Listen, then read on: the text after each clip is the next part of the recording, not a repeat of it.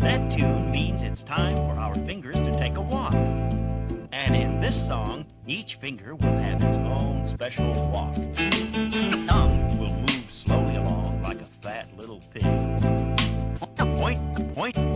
Pointer will go hop, hop, hoppeting, and each of the other fingers will have their own special walk.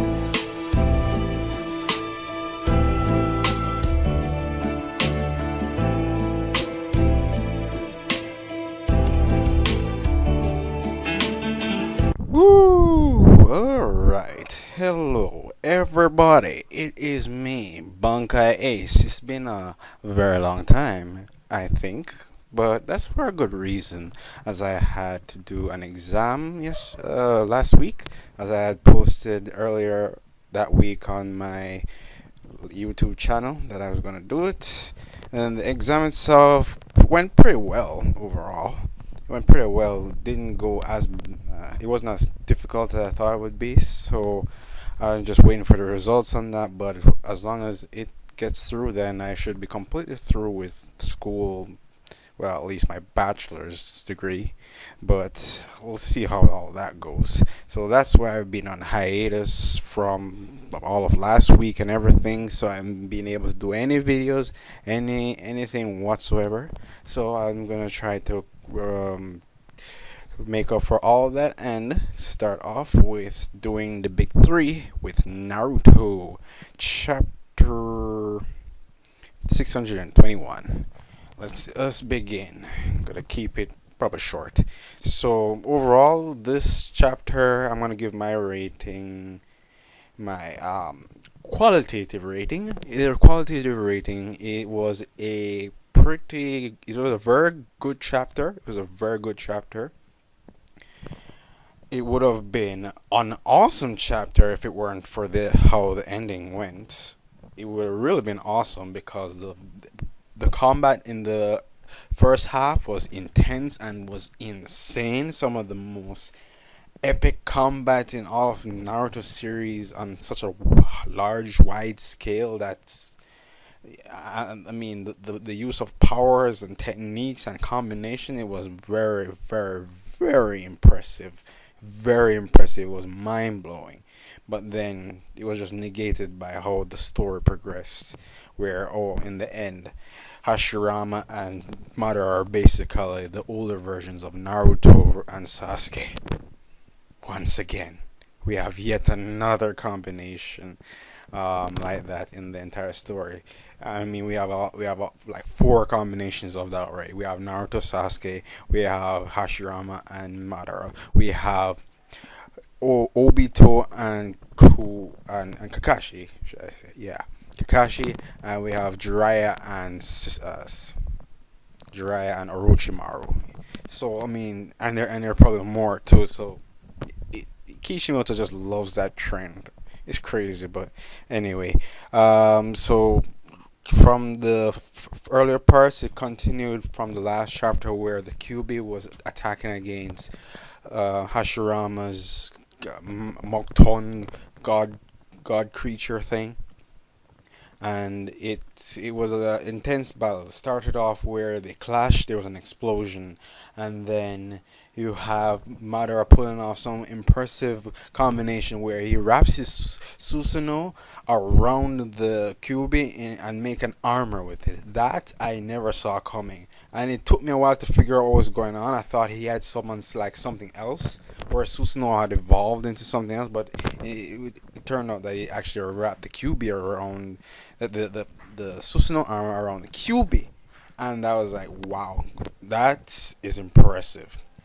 That is impressive. That's hacks impressive, as expected of the Uchiha clan, and so the QB wrapped in Susanoo armor attack. Hashirama blocked that shit, but he only blocked one sword, and the other sword was swung around while Hashirama was trying to contain the QB. This other sword just cut all those other wooden hands that came out of the ground, and boy, did it do a epic swipe around.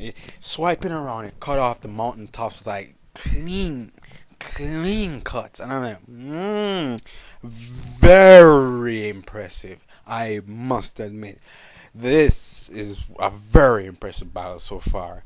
Hashirama and Madara continue to go at it, where Hashirama backed off to say that no, no, no, he has to direct this away, especially from as far away from the village and as far away from civilization as possible, so that the blast wouldn't do any form of damage.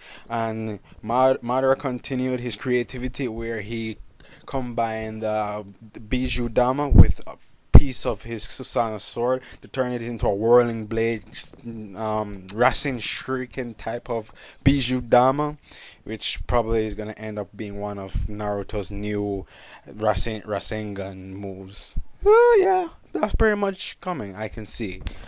Okay, but Ashirama deflects it with a quintuple Rashomon. Very impressive. It deflects to the other side of the land, the continent, and it explodes there.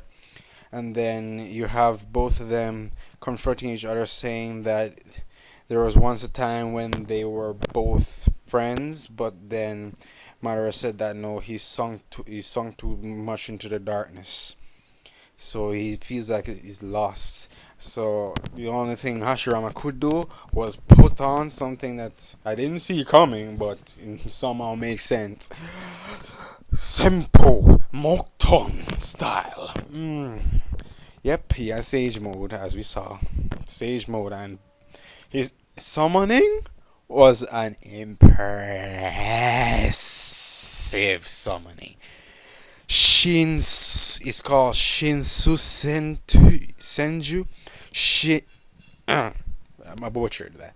Let me say that again. Shin Su Senju, which is translated as Hermit Law with Element. True Thousand Hands, and the summoning technique. And when I saw this, I said, "Damn, Kishimoto, very impressive artwork for this week. Very impressive. You really went crazy with making this Buddha god, this Buddhism god. It was this wooden version of the Buddhism god. It was really crazy. I mean, it compared to the cube. It basically just a few of his hands alone can just nuke the cube away. I can't imagine how Madara can really compete with that. But well, we saw that. But then we go to the next part and the ending, where stones are being thrown across the water. You see that it's young little Madara, and this doesn't make sense because aren't it Uchiha and Senju supposed to be against each other and everything? So what's going on here? But we don't know. We have to wait until next week to see what Kishimoto tells us there. So basically, young Madara here, a flashback within a flashback, flashback-ception.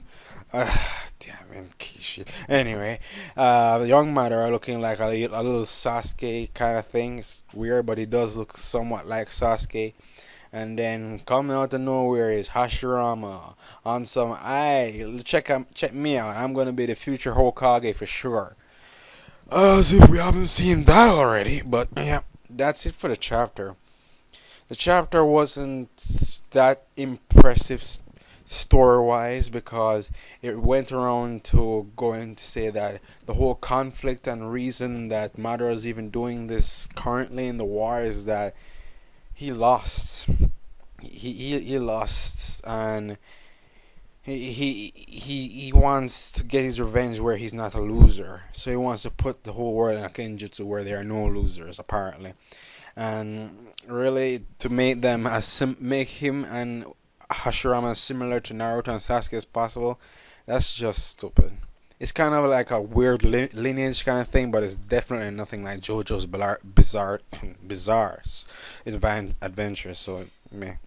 Overall, this chapter it was a very good chapter. It was a very good chapter. So no, yeah, it was a very good chapter. Yeah. So I give it a 3.5 out of 5. Yeah. That's fair. A very good chapter, 3.5 out of 5. Could have been better if it weren't for the ending, but what can you do? Kishi had high hopes, but it's not that bad. It's better than the Naruto stuff. So that's it for me. I will be doing other reviews for today. See you later, and keep on acing.